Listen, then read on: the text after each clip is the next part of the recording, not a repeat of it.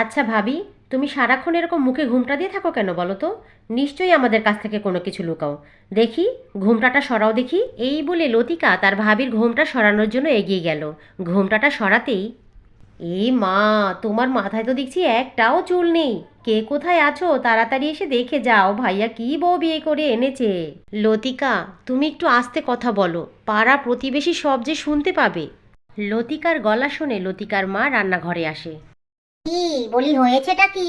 সাত সকালে এরকম চেঁচামেচি করছিস কেন? চেঁচামেচি কি আর সাধে করছি? দেখো মা দেখো, ভাইয়া কি বউ বিয়ে করে এনেছে একবার দেখো। মাথায় একটাও চুল নেই। হায় হায় হায়, আমি কি দেখছি? আমার একটা মাত্র ছেলের বউ, সে কিনা টাকলি। আমি লোক সমাজে মুখ দেখাবো কি করে? না না না, আমি এটা মানতে পারছি না। অমন করে বলবেন না মা। ছোটবেলায় আমার কঠিন অসুখ হওয়ায় আমার মাথার চুল সব পড়ে যায়। তারপর থেকে কত তেল কত জড়িবুটি ব্যবহার করেছি, কিন্তু কিছুতেই কিছু হয়নি। সে আমি জানি না। আমার অমন রাজপুত্রের মতো ছেলে, আমি আমার ছেলেকে আবার বিয়ে দেব। সেই দিনের পর থেকে কমলার শাশুড়ি ও তার ননদ তাকে সব সময় কথা শোনাতো। সে কথা সহ্য করতে না পেরে কমলা প্রতিদিন নদীর ঘাটে বসে কান্নাকাটি করত। আর পানির নিচে থাকা একটি জলপরী প্রতিদিন তার কান্না শুনত। গলাটা তৃষ্ণায় ফেটে যাচ্ছে। লতিকা, লতিকা, কোথায় গেলি? এক গ্লাস পানি নিয়ে আয়। উফ, ঠিক মতো যে একটু সাজগোজ করবো তারও কি কোনো উপায় আছে? যাই দেখি আবার কেন ডাকছে। আমায় কেন ডাকছো? ওই ফাঁকিবাজ ভাবিটা গেল কোথায়? তৃষ্ণায় আমার গলা ফেটে যাচ্ছে। যা তো, আমার জন্য এক গ্লাস পানি নিয়ে আয়। সারা দিন সব কাজ শুধু আমাকেই করতে হয়। ওই ফাঁকিবাজ ভাবিটা যে কোথায় গেল। বসো, নিয়ে আসছি। কুয়ো থেকে এত ভারী বালতি আমি তুলতে পারবো না। দেখি তো, ভাবি কোথায় গেল। ভাবিকে দিয়ে পানি উঠিয়ে মায়ের কাছে নিয়ে যাব, বলবো যে আমি উঠিয়েছি। ওই দিকে কমলা বাড়ির সমস্ত কাজ শেষ করে নদীর ঘাটে বসে কান্নাকাটি করছিল। আজও মেয়েটা নদীর ঘাটে বসে কান্নাকাটি করছে। ওর মনে কি কষ্ট আমাকে জানতে হবে। এই বলে জলপরি পানির উপরে ভেসে ওঠে। কে তুমি? তুমি দেখতে কত সুন্দর আর মায়াবী। আমি তোমার কাছ থেকে চোখ ফেরাতে পারছি না। তুমি প্রতিদিনই এই নদীর ঘাটে বসে কান্নাকাটি করো। নিশ্চয়ই তোমার মনে কোনো কষ্ট আছে। আমাকে বলো, আমি তোমার 3টি ইচ্ছে পূরণ করব। ওইদিকে জলপরি যখন কমলার সাথে কথা বলছিল, তখন লতিকা গাছের আড়াল থেকে সবকিছু শুনছিল। এ কি? এ আমি কি দেখছি? ওই জলপরি ভাবিকে 3টি ইচ্ছে পূরণের বর দিয়েছে? না না না না, এ আমি কিছুতেই হতে দেব না। আমি থাকতে ভাবিকেও ইচ্ছে পূরণের বর আমি কিছুতেই নিতে দেব না।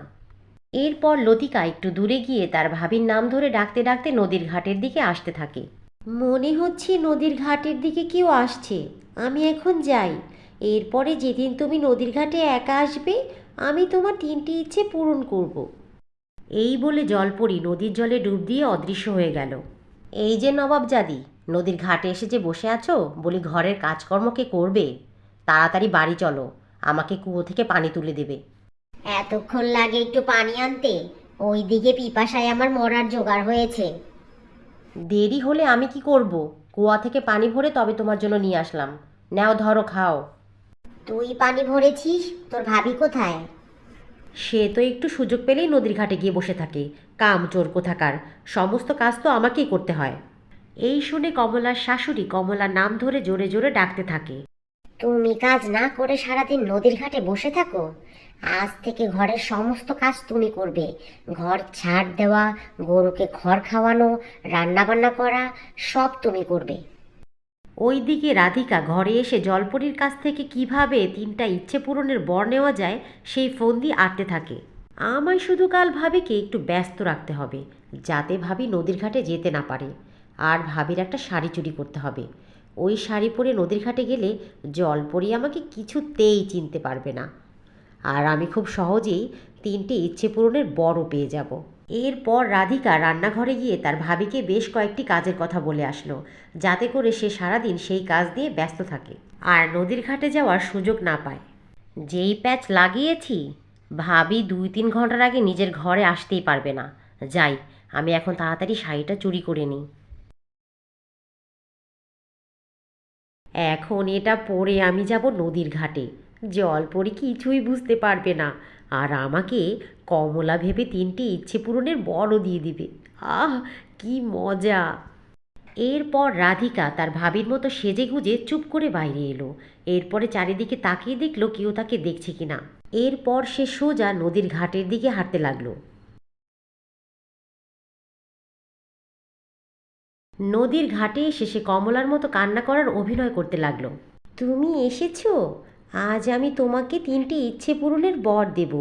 বলো তোমার কি চাই? আমি আমি চাই আমার যেন খুব লম্বা ঝলমলে চুল হয়। আর আমি চাই আমি যেন দেখতে অনেক অনেক বেশি সুন্দর হয়ে যাই। আর আমার যেন অনেক বড়লোক বাড়িতে বিয়ে হয়। ঠিক আছে, আমি তোমার 3টি ইচ্ছেই পূরণ করলাম। যাও, খুশি মনে বাড়ি ফিরে যাও। কিন্তু একটা কথা মনে রেখো, কেউ যদি ছল করে আমার কাছে কিছু চায়, তবে কিন্তু সে তার উল্টো ফল পায়। যেহেতু লতিকা ছল করে জলপরীর কাছ থেকে 3টি বর এনেছিল, তাই সে বাড়ি ফেরার পর দেখতে পেল তার অমন সুন্দর ফটফটে গায়ের রং একদম কয়লার কালির মতো কালো হয়ে গেছে, আর তার মাথায় একটিও চুল নেই। তাই সে কান্নাকাটি করে জোরে জোরে চিৎকার করতে লাগলো। কি ব্যাপার, এমন ষাঁড়ের মতো চিৎকার করছিস কেন? কি হয়েছেটা কি? কে তুমি?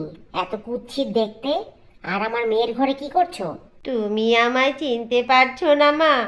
আমি তোমার মেয়ে লতিকা। তুই আমার মেয়ে? ছি ছি ছি ছি ছি, এ কি অবস্থা হয়েছে তোর?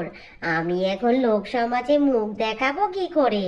এ সব কিছু ভাবির জলপরি বন্ধুর জন্য হয়েছে। লতিকা সব কিছু বুঝতে পেরে একটু সময় নষ্ট না করে নদীর ঘাটের দিকে রওনা হয়। নদীর ঘাটে এসে সে তার জলপরি বন্ধুকে ডাকতে থাকে।